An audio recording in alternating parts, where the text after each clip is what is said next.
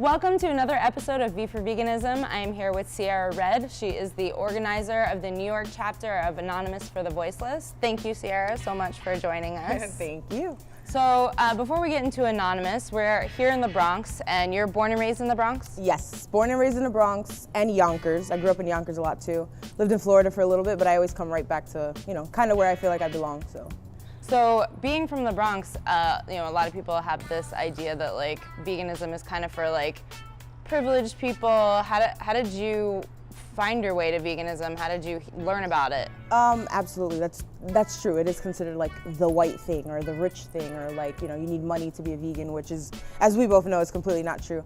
But in the Bronx, it is a lot harder. It's like way harder in the Bronx. We don't have any of the cool options. We don't have any of the fake meats or any of that good stuff, but it's possible anywhere.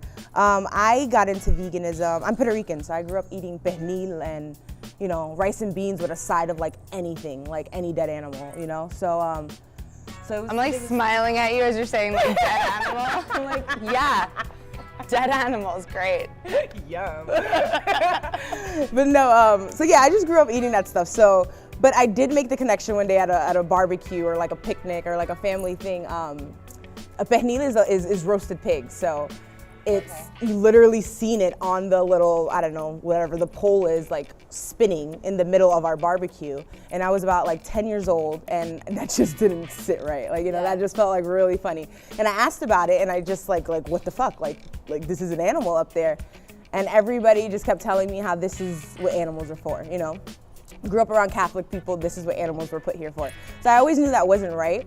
And I went vegetarian right there. I was really young. I went vegetarian right there, but obviously my mom and my grandmother were feeding me, so I didn't have too many choices. But I was vegetarian for 6 years, and then I just went vegan like maybe 4 or 5 years ago. I wish I had my vegan anniversary, but I don't, so I could celebrate it, but I don't. But so many people do. So many people do though. It's like a birthday. Like they really make a big deal out of it.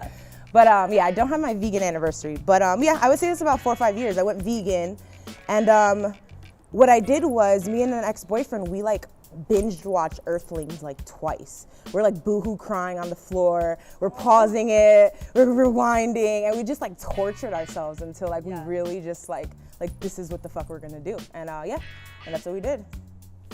That's amazing that you were able to, because I feel like a lot of people, when they talk about, oh, I can't because my culture, my family, and you were able to just be like, forget all of that. Like, this is what I believe is right.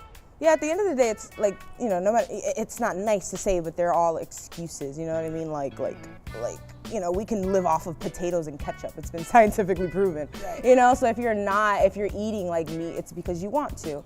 And it is hard, and it's especially harder for minorities. And, like when they say like veganism is more of a privileged thing, I think it's people who want to eat like, I don't know, like luxurious meals, but you can definitely eat avocados, rice, and beans. If you're in the Bronx, you can find that everywhere. Avocados, rice, and beans, and you can be healthy off of that, some vegetables, and you can be fine. But it's not the fun thing to do, So, but yeah, no, I don't agree at all that it's, I don't know, I think if you want it, you make it happen, Like if you really believe it, you make it happen. Like, me and my ex-boyfriend did, and there's a few people I know here in the Bronx. We all made it happen. My brother lives in Yonkers, where it's even harder, and he's made it happen. Him and his 3-year-old daughter now. And they made it happen, so it's possible, Yeah, vegetables are the cheaper thing in the grocery store. If you want to go buy, Beyond Burgers every day, you probably shouldn't be eating that every day anyway. But that's gonna cost you. But we're not talking about buying Beyond Burgers. We're talking about fruits and veggies that are the cheaper things in the store anyway. I have a friend of mine who lives in the Bronx and has told me that he lives in a food desert, which I actually don't believe is true. That's impossible. That's not even impossible like in America, really. We don't have food deserts. You can always find fruits and vegetables, potatoes, rice, beans. Those are like one of those things you can find anywhere. Maybe not organic, maybe not locally grown, but you can find it no matter where you go. Especially in the Bronx, we have like fruit stands everywhere. We have fruit stands and vegetable stands everywhere. Like that's a thing, So it's just like we said, you know, it's just those higher end items. Like, you know, almond milk is kind of crazy. Almond milk is almost double the price here than it is in the city, which is bonkers to me because we're broke, you know, like, so, you know, it kind of doesn't make sense, but, you know, so those higher end things are, but fruits, vegetables, grains, beans, they're all here. So being vegan is one thing, but getting into activism is kind of an entirely different thing. Like, I have plenty of vegan friends that are not activists. When did you become an activist? I started activism maybe like 2.5 years ago. I started actually more like doing fur.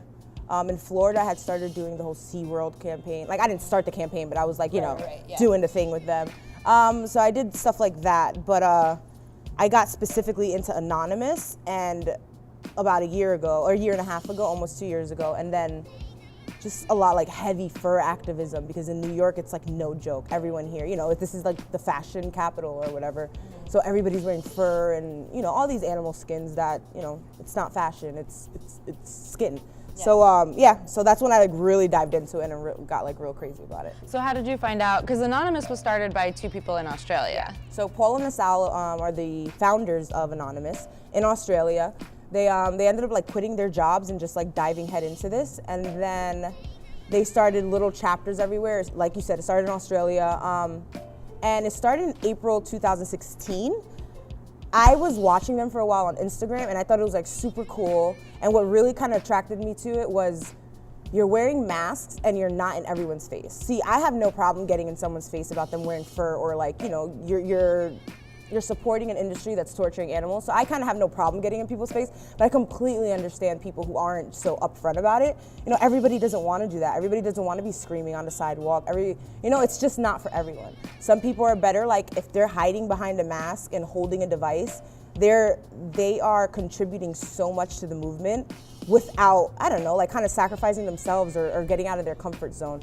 So I really thought Anonymous was cool. You're wearing a mask, you're holding a device, and then people are actually engaging with people in the friendliest way possible. You're just having a conversation with people why veganism makes sense. So yeah, I started that in January 2017 here in New York City. And then ever since then, we kind of just branched out to all the boroughs, and yeah, we're doing pretty good.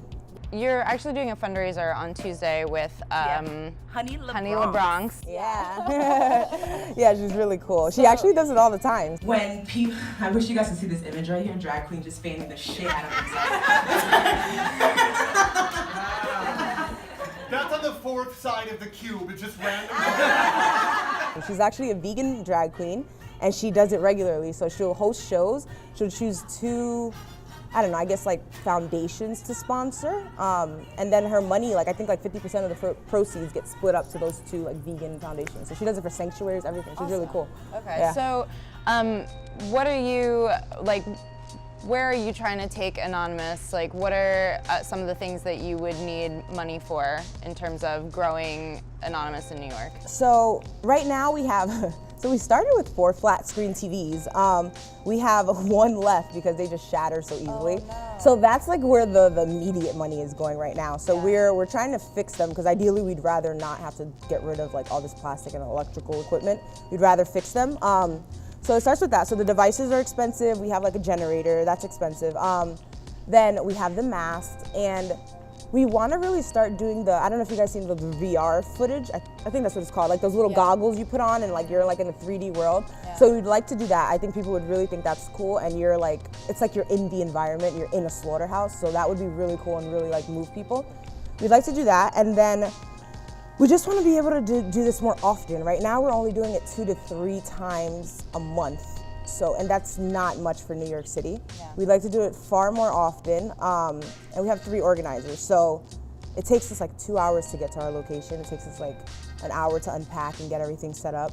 And it's just like a lot of resources. So our business cards, we go through like 1,000 business cards per demo, you know, so we're paying for things like that. So we just want to have money so we can like sustain ourselves and keep going forward and, you know, just keeping it going, you know? Yeah, because the TVs are great. Like, yeah, and it makes such a difference versus having just like a laptop or a iPad versus the actual television. Like when we have flat screen TVs, like so many more people are attracted to movement. And also I noticed like some people will want to stand back. Yeah, and if they're, you know, they don't really want to get too close to what's going on. So the TV just makes it that much easier for them to see it from, you know. New Yorkers and their like personal space, you know, they don't want to be next to anyone, so. Yeah, I was at your cube yesterday and I was holding an iPad and there was a couple that was like way far away and I'm like, there's no way that you can see what's going on my iPad right now.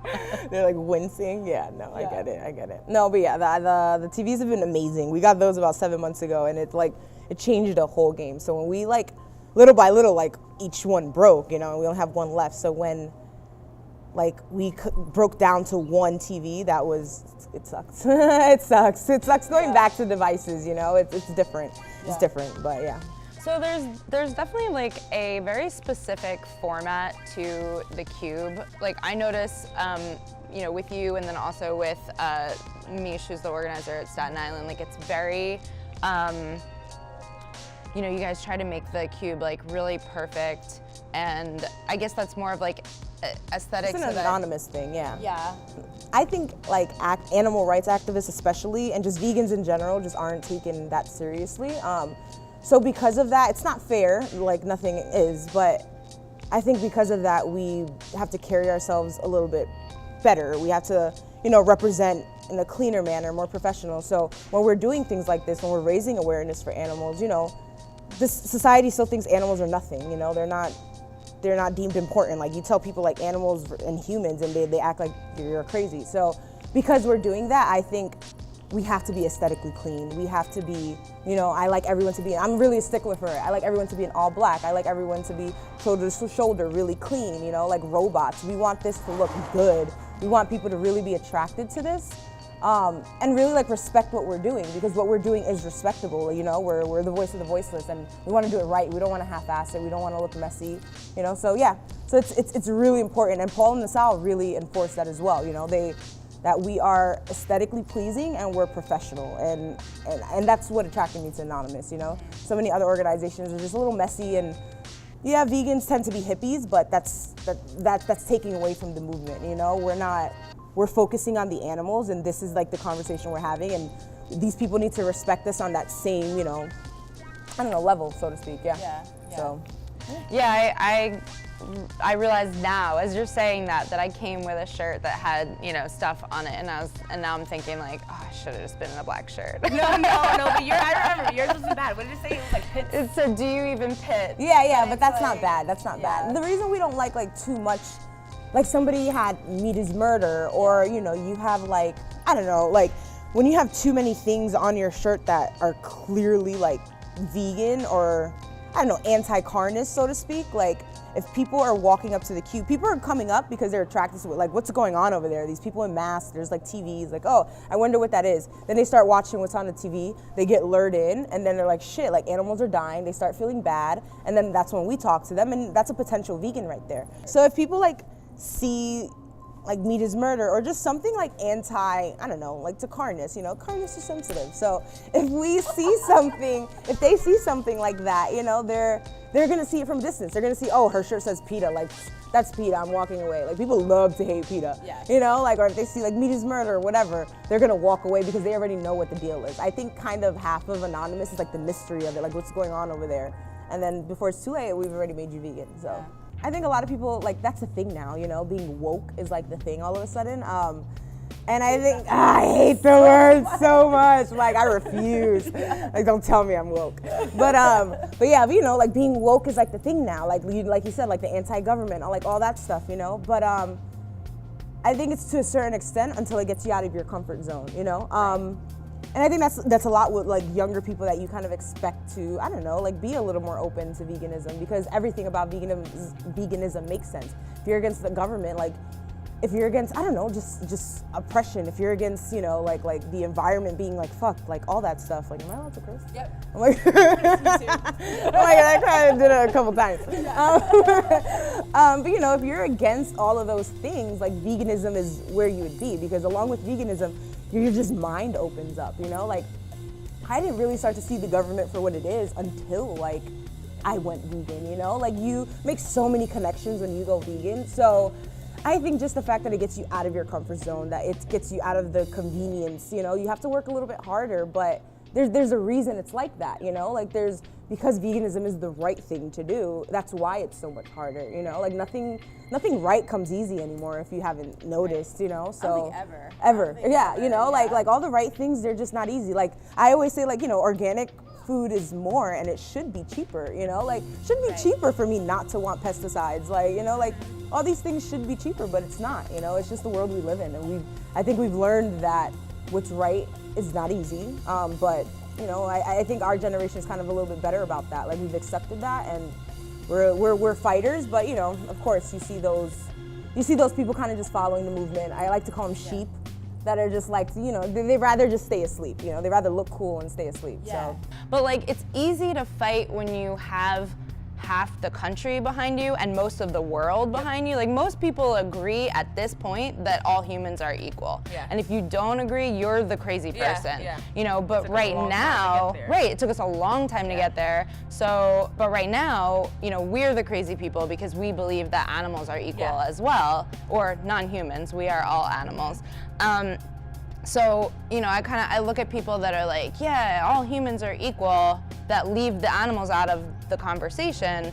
And I'm like, well, it's easy to say that because you have a lot of people that agree with you, exactly. You know? So like, you're still like cool because, you know, most of the people have your back. Yeah, it's comforting. Right, but you know, for us, like, we're fighting against most of the world right now. like some of us are like registered terrorists just for fighting for animals, which is insane, you know? Yeah. So, yeah, it is what it is. Well, thank you so much. You're awesome. I appreciate so much what you do, and I love the cubes, and I think they're just they're probably one of the best ways to get people to open their eyes to what's going on.